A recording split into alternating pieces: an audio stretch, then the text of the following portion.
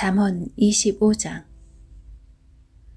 이것들도 솔로몬의 잠언으로서 유다왕 히스기야의 신하들이 모은 것입니다. 이를 숨기는 것은 하나님의 영광이요 이를 잘 살피는 것은 왕의 영광이다. 하늘은 높고 땅은 깊듯이 왕의 마음은 헤아리기 어렵다. 은에서 찌꺼기를 없애라. 그래야 금속 세공업자가 쓸만한 은그릇을 만들 수 있다. 왕 앞에서 악한 자를 없애라. 그러면 의를 통하여 왕위가 굳게 세워진다. 왕 앞에서 잘난 체 하지 말고 높은 관리들 자리에 끼어들지 마라. 말석에서 상석으로 올라오라고 초대받는 것이 대중 앞에서 말석으로 쫓겨 내려가는 것보다 훨씬 낫지 않겠는가? 내가 눈으로 본 것을 조급하게 법정에 알리지 마라. 나중에 네 이웃이 너를 망신시키면 어떻게 할 것이냐? 너는 이웃과 다툴 때 남의 비밀을 말하지 마라. 그것을 듣는 자가 너를 망신시킬 것이요 나쁜 평판이 너를 계속 따라다닐 것이다.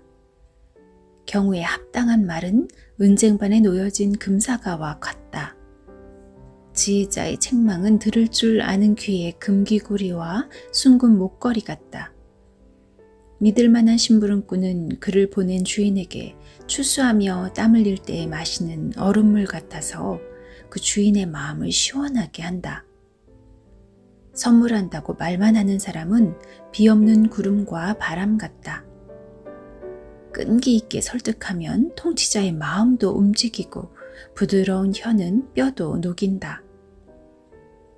꿀을 찾았거든 먹을 만큼만 먹어라.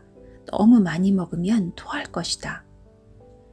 이웃집에 너무 들락거리지 마라. 그가 실증내고 미워할까 두렵다. 자기 이웃을 해치고자 거짓 증언하는 사람은 몽둥이나 칼, 날카로운 화살과 같다. 어려울 때 신용이 없는 사람을 의지하는 것은 썩은 이나 다친 발을 의지하는 것과 같다. 마음이 무거운 자 앞에서 노래하는 것은 추운 날 남을 발가벗기는 것과 같고 터진 상처에 식초를 붓는 것과 같다. 내 원수가 굶주리거든 그에게 먹을 것을 주어라. 목말라 하거든 마실 물을 주어라. 그리하면 그는 머리에 숯불을 둔 것 같이 부끄러워하고 여호와께서는 내게 상을 주실 것이다. 북풍이 비를 몰고 오듯 험담하는 혀는 분노를 초래한다. 옥상 한 구석에서 사는 것이 다투는 아내와 같이 사는 것보다 낫다. 먼 나라에서 보내온 좋은 소식은 목마른 영혼의 냉수와 같다. 의인이 악인에게 굴복하는 것은 우물이 흐려지고 샘이 썩는 것과 같다. 꿀을 너무 많이 먹으면 몸에 해롭고 자기 영광을 구하는 것도 명예롭지 못하다. 자기를 다스리지 못하는 자는 성벽이 무너진 성과 같다. 잠언 26장. 여름에 오는 눈이나 추수 때의 비처럼 어리석은 자에게 영예는 적절하지 않다. 근거 없는 저주는 참새가 퍼덕거리고 제비가 쏜살같이 날아가는 것처럼 상대방에게 미치지 못한다. 말에게는 채찍을, 나귀에게는 재갈을, 어리석은 자의 등에는 몽둥이를 휘둘러야 한다. 어리석은 자의 어리석음을 따라 대답하지 마라. 그렇지 않으면 너도 그와 같이 될 것이다. 어리석은 자에게는 그의 어리석음에 따라 대답하여라. 스스로 지혜로운 채 할까 두렵다.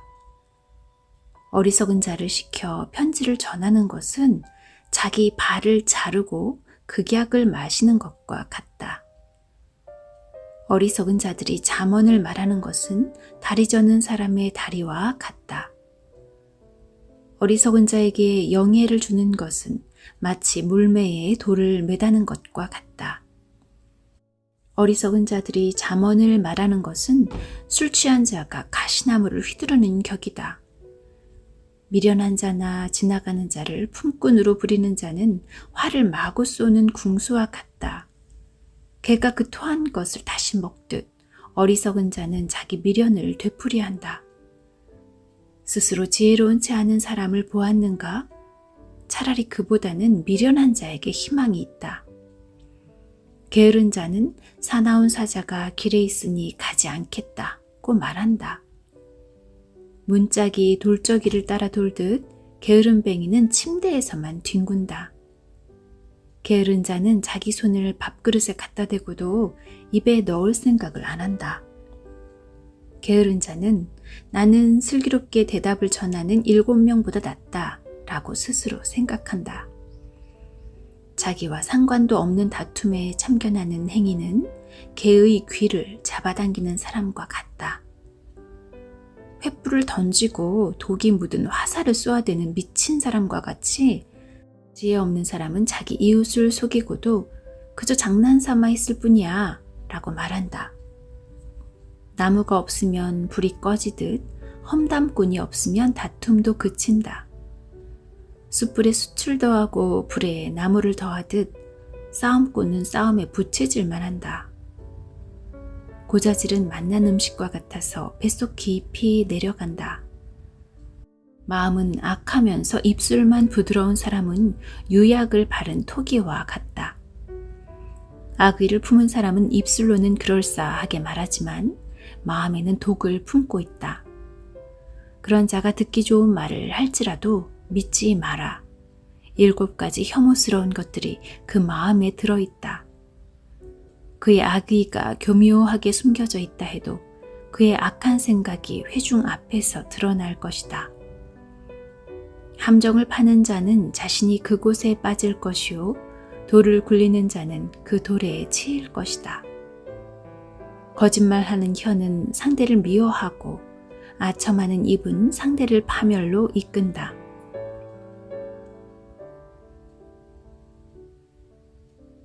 잠언 27장.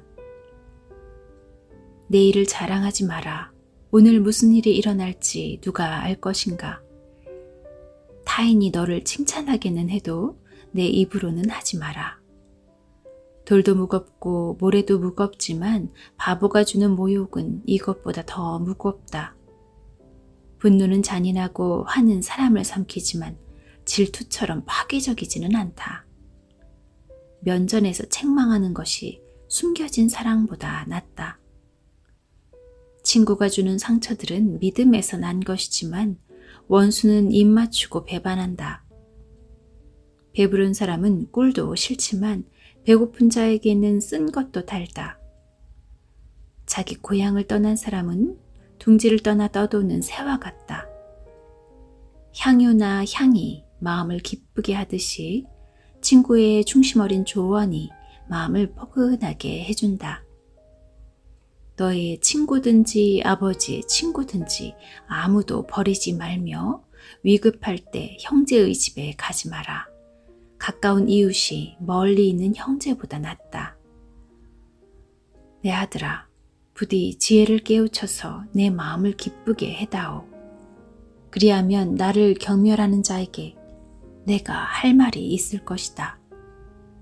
슬기로운 자는 위험을 보면 피하지만 미련한 자는 제 발로 들어가 화를 자초한다. 타인을 위해 보증하는 사람의 의복을 취하여라. 다른 지방 사람을 위해 보증 섰다면 꼭 그 사람을 잡아두어라. 이른 아침에 큰 소리로 이웃에게 인사하는 것은 저주하는 말처럼 들린다. 비 오는 날에 연달아 떨어지는 물방울이나 다툼 잘하는 여인은 마찬가지이다. 그런 여자를 다스리는 것은 손바닥으로 태풍을 막으려는 것과 같고 손으로 기름을 움켜잡으려는 것과 같다. 쇠는 쇠에 갈아야 날카롭게 되듯이 사람은 사람에게 부딪혀야 다듬어진다. 무화과 나무를 재배하는 자는 그 열매를 먹고 자기 주인을 잘 섬기는 자는 영예를 얻는다. 얼굴이 물에 비치듯 사람의 마음도 다른 사람에게 비친다. 무덤과 죽음이 만족하는 법이 없듯이 사람의 눈도 만족할 줄을 모른다. 도가니로 은을, 풀무로 금을 연단하듯 사람은 칭찬을 통해 시험을 받는다. 미련한 사람을 절구에 넣고 공의로 곡식 찢듯 찧어도 그의 미련은 벗겨지지 않는다. 내 양떼의 형편을 잘 살피고 내 소떼도 잘 돌봐라. 재물은 오래가지 않고 면류관은 대대로 물려지지 않는다. 풀을 베면 다시 싹이 나니 언덕 여기저기에서 꼴을 얻을 수 있다.